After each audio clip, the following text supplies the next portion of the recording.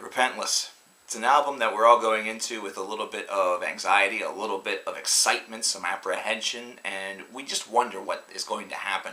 How is this album going to compare to the others within the 30 plus years that Slayer has been around? How is their legacy going to continue after the passing of Jeff Hanneman? How's Gary Holt going to play into this? Paul Bostaph is back. How's that going to play into this? It's been 6 years. It's been a long time.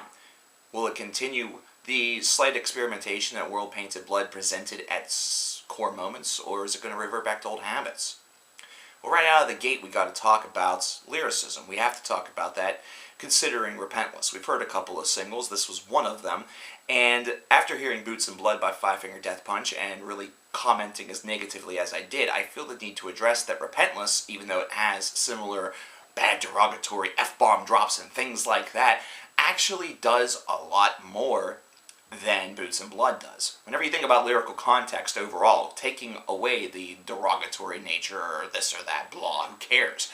It actually goes more places, not to mention it also has better music to back it up, whereas the Five Finger Death Punch really didn't go too many places with their song. Slayer really was able to try to get this album off on a strong thrash metal foothold in order to really showcase that the days of, say, Rain and Blood, or even Seasons in the Abyss were far from over, that they still had the ability to play fast, play direct, and just absolutely kick you right whenever you walk into the door, and pummel you as you lay on the ground wondering what the hell just happened.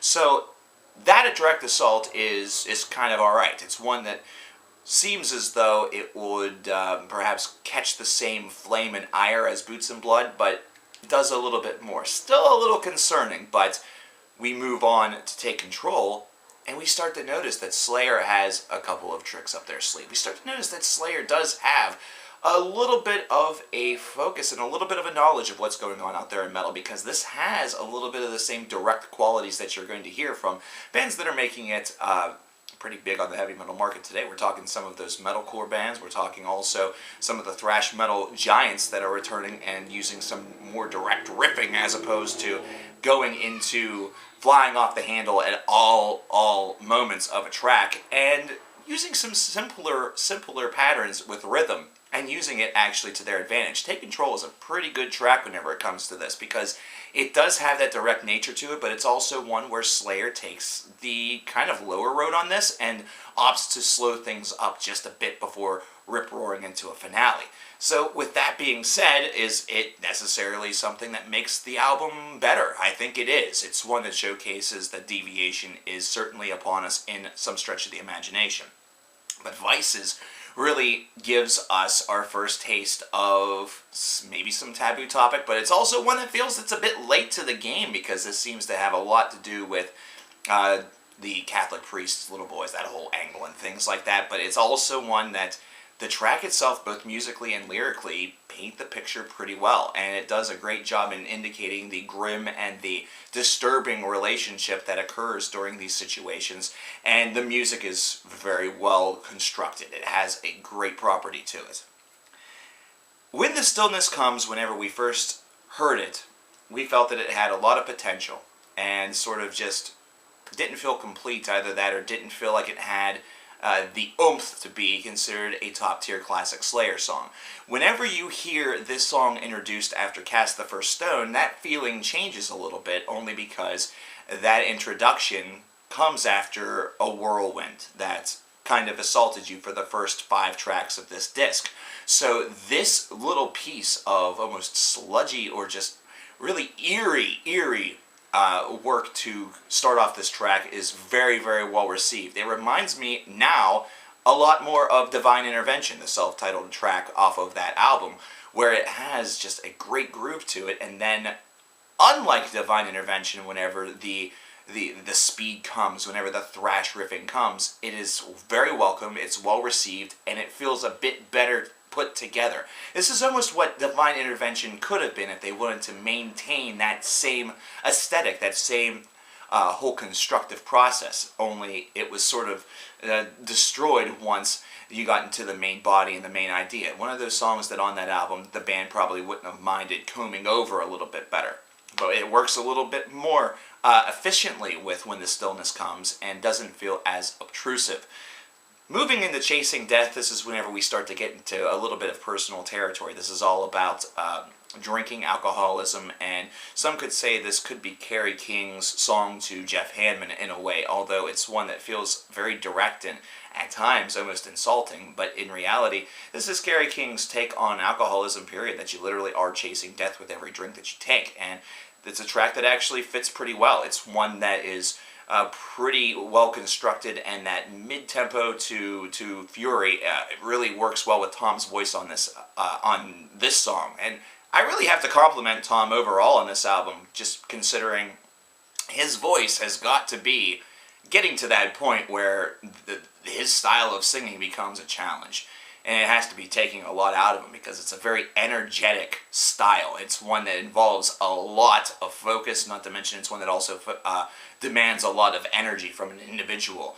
And his performance does showcase a little bit of those signs of age catching up to him, but he also just powers through all of this with a lot of grace. And it seems weird to say on a Slayer album, but it's the truth, to really craft a very, very acceptable to above average performance.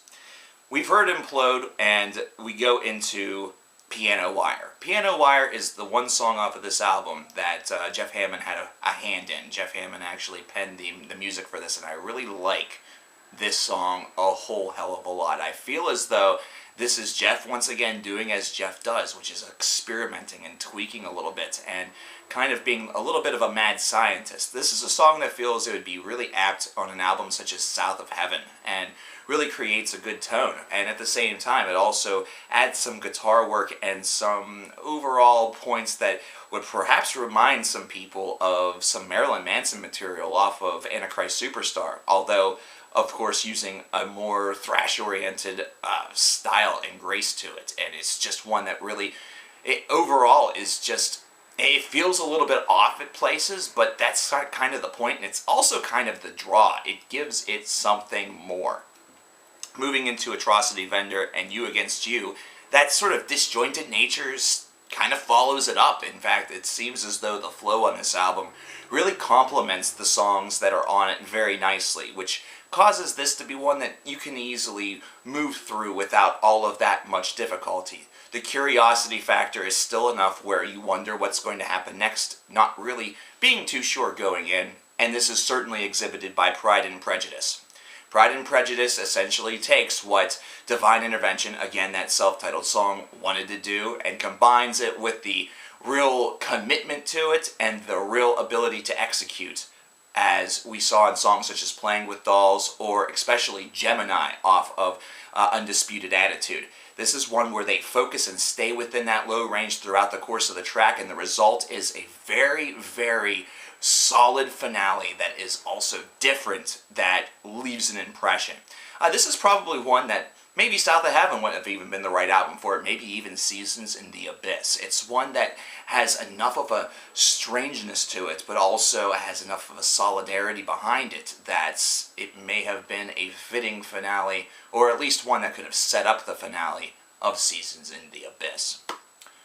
Overall, this is an album that does paint some surprises, but does suffer from some shortcomings. It does have some lyrical content that feels a little bit lazy at times. It seems that whenever Carrie or whoever is writing has not very much to say, or wants to get a little bit more in there to maybe add some syllables, they immediately go toward just the directness of a four-letter word. And that can be a bit off-putting. We've seen this and talked about this with other bands.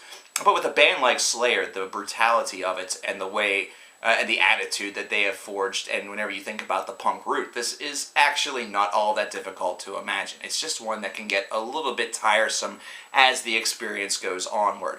Musically speaking, it's one that has a lot of great qualities, but at some points does feel a bit par for the course, as opposed to being really exemplary. Repentless is an album that many people will look at and listen to and have great memories of the band, and it's actually a fairly nice incomposition of most of their career. It's one that's a little lacking whenever it comes to the 80s material, although some would argue that Repentless was aiming to be the new Angel of Death and fails miserably. But it's one that also crafts enough that if Slayer opt to continue after this one, they do have some building blocks in order to go on. I think that this album only suffers whenever it tries to become overindulgent of itself, which is something that it very seldomly does. The music itself is probably one that's, I would say, slightly above average. This is nothing that's over-the-top exemplary, but nothing that's really all of that poor. This is an album that it's kind of a strange one. It has a lot of great building blocks, and at times it really executes, but at other points it just falls a bit short. It's almost as though these tracks have more that they could offer, but then they are not allowed to kind of go that far. I'd give this album an 83 out of 100. It still has a lot of solid property, great solid footing, and it doesn't suffer from that feeling of more of the same from this band. I feel like the couple of experiments that this album offers actually removes it from that territory and moves it more toward the territory where the band wants to sample and try something that's going to kind of throw some people through a loop. But I want to know what you guys think about Repentless by Slayer. I want to know your thoughts, your feelings. Is this your album of the year? Is this the best album that Slayer has delivered us in however many years you think? Or is this one that just isn't quite up to your standards or up to par? Let me know in the comments below. And I want to thank all of you who hung out with me this weekend while we talked about the entirety of the Slayer discography. I want to thank everybody who has been hanging out, and as we've been talking about new albums from bands such as Five Finger Death Punch, Iron Maiden, Amorphous, Riverside, the list goes on and it continues with bands that are upcoming, such as Bring Me the Horizon, which will be coming tomorrow, so you're going to want to stay tuned. I'm Cover Killer Nation. Let me know what you think about this album in the comments, and we'll talk later. I thank you, and have a good day.